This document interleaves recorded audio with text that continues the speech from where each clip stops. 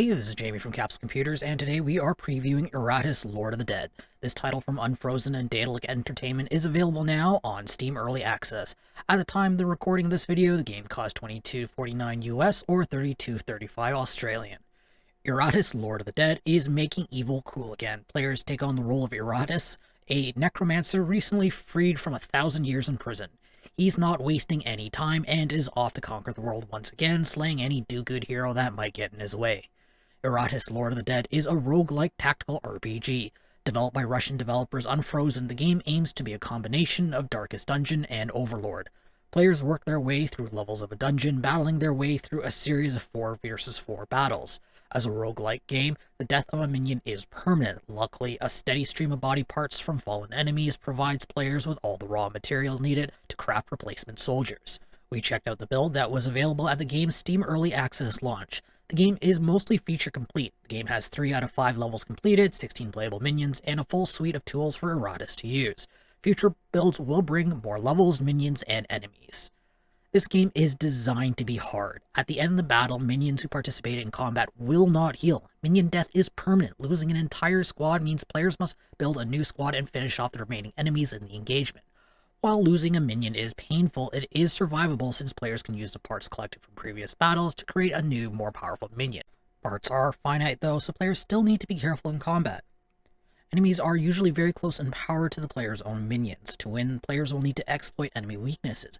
Enemies can be killed through health or stress damage. Health can be damaged through physical or magical means.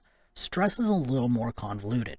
As more stress damage is done, enemies randomly gain an insanity debuff, which can range from an unimpressive loss and invasion to a much more appealing flee mechanic.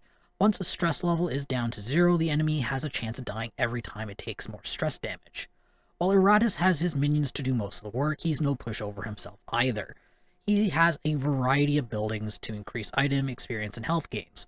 4 skill trees offer buffs for minions, special spells for Iratus to cast in battle, and extra loot. Minion crafting is an interesting affair. Body parts and equipment drop from fallen enemies. Rare parts will impart a stat bonus to the minion. While losing a minion is annoying, brains will drop occasionally from enemies. Sticking them into a minion will instantly increase a minion's level. This is also a great way of getting freshly made minions with high-end parts up to speed with the rest of the party. Considering the game has just launched on Steam Early Access, it's surprisingly well balanced. Combat is brutal, but generally feels fair. Enemies have a clear weakness, and winning requires teams to have synergizing abilities. Each level of the dungeon has its own enemy group, so there's plenty of time for players to optimize their teams. The boss fights are tough with some very nasty mechanics to amp up the difficulty. Stress feels like a good starting point for future tuning. It's definitely less flexible than health damage, and the RNG required to kill can be frustrating. The controls are solid for the most part. The game can be played entirely with a mouse.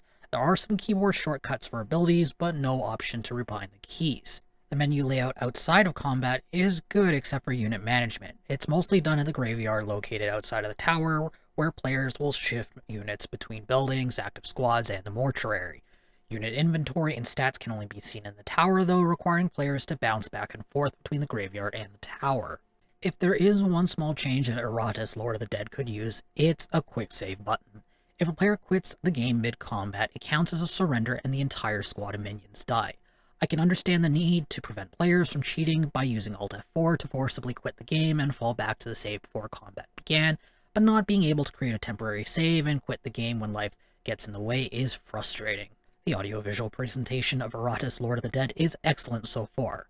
The art style is dark fantasy and it is an homage to one of the game's inspirations, Darkest Dungeon.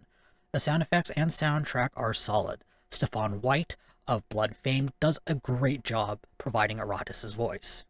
Iratus, Lord of the Dead is living up to its promise of being Darkest Dungeon meets Overlord. Considering the game just hit Steam Early Access, it's already very sound mechanically. While the game could use some minor balancing and a few quality of life changes, Iratus, Lord of the Dead could easily slap in more content and still earn itself a decent review score tomorrow. I'm definitely looking forward to what this game has to offer in the future. If you want to read this preview, be sure to check out the link in the description or in the video's card. I hope to see you soon. This is Jamie from Capsule Computers signing off. Hey YouTube, if you enjoyed this video, be sure to like it and subscribe to Capsule Computers for more awesome videos. If you're looking for more videos to watch, check out our review of Earth Defense Force 5 here on the left. If you're looking for another tactical RPG to play, check out our review of Mutant Year Zero: Road to Eden here on the right.